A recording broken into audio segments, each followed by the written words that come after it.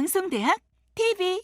물론 통화정책이 실물 경제에 어떻게 영향을 주는지에 대해서는 사람들마다 생각하는 바가 다르기는 한데, 일단 여기서 말하는 통화정책의 전달 경로를 기준으로 본다면, 일단 확장적 통화정책을 사용한다라고 했을 때는 일단 통화량이 증가하고요.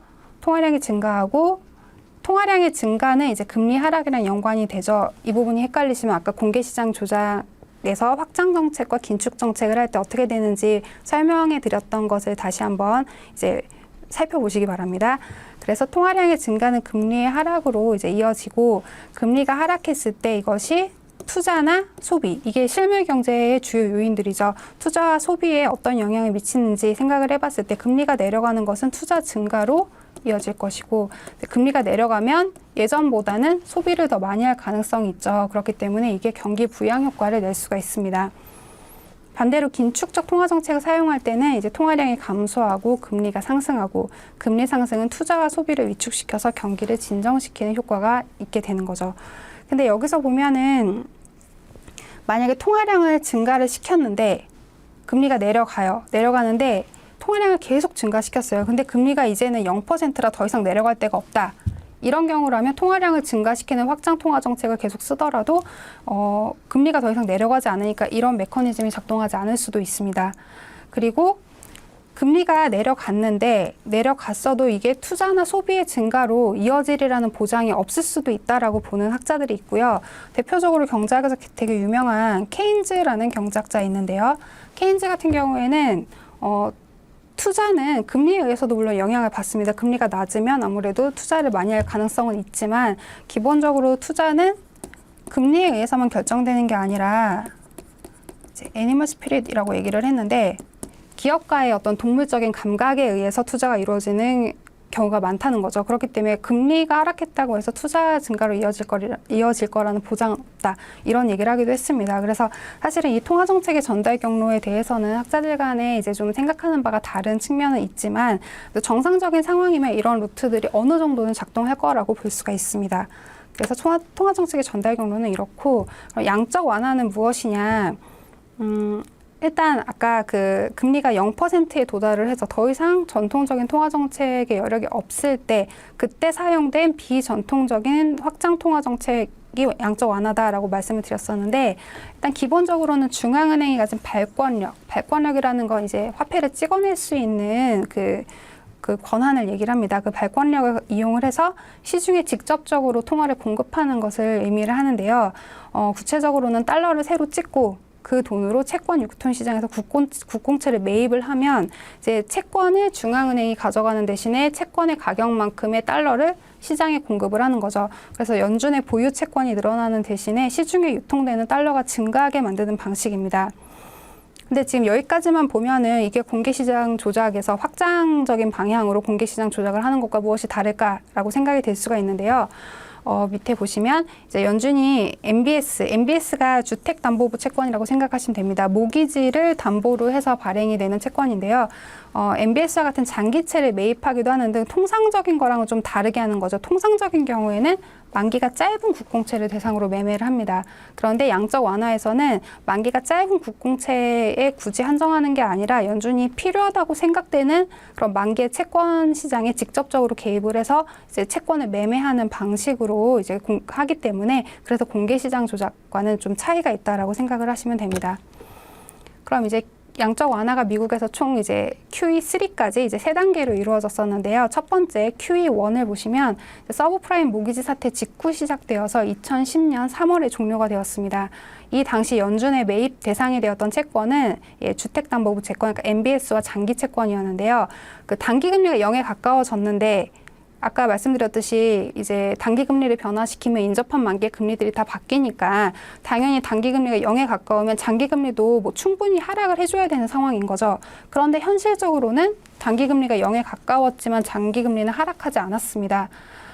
그랬기 때문에 사실 이때 이제 그 서브프라임 금융위기라고도 하잖아요. 글로벌 금융위기를. 그거만큼 이제 서브프라임 모기지가 문제가 됐고 모기지를 상환해야 되는 그런 경제 주체들한테 많은 타격이 있었던 그런 위기였는데 지금 장기 이자율이 그들에게는 좀 가장 직접적인 이자율이죠. 근데 장기 이자율이 좀 낮아져야 장기에 걸쳐 모기지를 상환하는 경제 주체들의 부담이 줄어들 텐데 장기 이자율이 낮아지지 않는 상황이었던 거죠. 그래서 연준이 직접적으로 그냥 장기채를 매입을 해서 장기채를 매입을 하면 이제 장기채 수요가 증가하고요. 수요가 증가한다는 얘기는 장기채 가격이 올라간다는 얘기고 가격이 올라가면 금리가 내려가죠. 그러니까 이런 방식으로 장기 금리를 이제 내려주려고 했던 이제 그런 그 정책이었다고 생각을 하시면 됩니다. 그래서 QE1의 포인트는 장기 금리를 하락시키려고 하는 것이었고요. 그 다음에 이제 QE2 두 번째 양적 완화는 2010년 11월에 시작이 되었고 2011년 6월에 종료가 되었습니다. 이거는 이제 목적이 금융 위기로 인한 실물 경제 침체가 장기화가 됨에 따라서 이제 중기 금리를 낮추기 위한 목적으로 시행이 되었고요. 그다음에 그럼 이제 중기채를 매입을 했겠죠, 그때는. 그리고 2011년 9월에는 이제 오퍼레이션 트위스트라는 걸 했는데요. 아까 공개 시장 조작이 오픈 마켓 오퍼레이션이죠. 그 오퍼레이션이랑 같은 의미의 오퍼레이션인데 트위스트라는 단어가 붙었죠. 이건 오퍼레이션을 반대 방향으로 서로 비틀어서 한다는 의미로 생각을 하시면 됩니다. 그래서 만기가 다른 채권은 서로 다른 방향으로 매매를 해서 돈을 더 찍어내지 않으면서도 원하는 만기의 금리를 좀 조정하고자 하는 그런 그 정책으로 보시면 되고, 이제 당시에 이제 연준이 단기 국채를 굉장히 많이 보유를 하고 있었거든요. 그래서 이 국채를 매각을 하면 단기 국채를 팔면 그만큼의 자금을 환수를 할 수가 있고, 그러니까 달러 더 찍지 않아도 지금 국채를 팔아서 자금을 마련하고 그 자금으로 중장기 채권을 매입을 해서 중장기 금리를 낮추려고 하였습니다. 그 다음에 이제 세 번째, 이제 QE3까지 하고 그 다음부터는 출구 전략, 이제 이런 확장적 통화 정책 기조를 이제 슬슬 거두어드리는 것을 이제 출구 전략이라고 하는데요. 일단 이 부분을 보면 QE3 같은 경우에는 이제 2012년 9월에 시작이 되었고, 좀 특이한 점이 시작할 때 이제 QE1과 QE2는 지금 이걸 시작을 하고 언제 종료하겠다라는 거를 밝혀놓고 했던 건데, QE3 같은 경우에는 시작 당시의 종료 시점을 특정하지 않았습니다. 그 점이 QE1과 QE2와의 차이점이고요. 이때 보면은 연준은 장기 채권이랑 MBS 등을 매입을 해서 장기채를 매입을 해서 장기 금리를 좀 낮추고 안정화를 시키고 부동산 시장의 안정을 도모하려고 하였고, 이 과정에서 이제 적어도 2015년까지는 단기 금리 제로 금리를 유지할 것이라고 공표를 미리 합니다. 그리고 이제 시장이 좀 안정되고 경제가 좀 이제 나아지기 시작한 그 시점부터는 이제 그 시점이 이제 2013년 중반부터라고 보시면 되는데, 이제 양적 완화를 슬슬 거두어들이는, 즉 자산 매입 규모 축소를 의미하는 테이퍼링이 거론되기 시작을 합니다.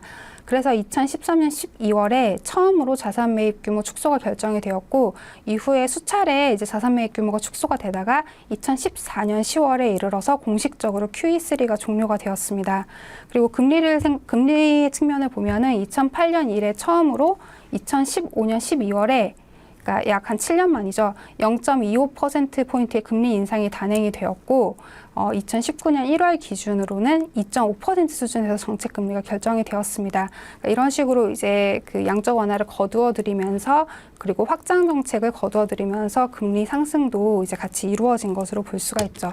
그래서 이제 미국 통화 정책의 기본적인 것들을 살펴보았고, 그리고 그 글로벌 금융 위기와 함께 주목을 받았던 그 대표적인 그 비전통적인 통화 정책이라고 볼 수 있는 양적 완화에 대해서도 저희가 한번 살펴보았습니다.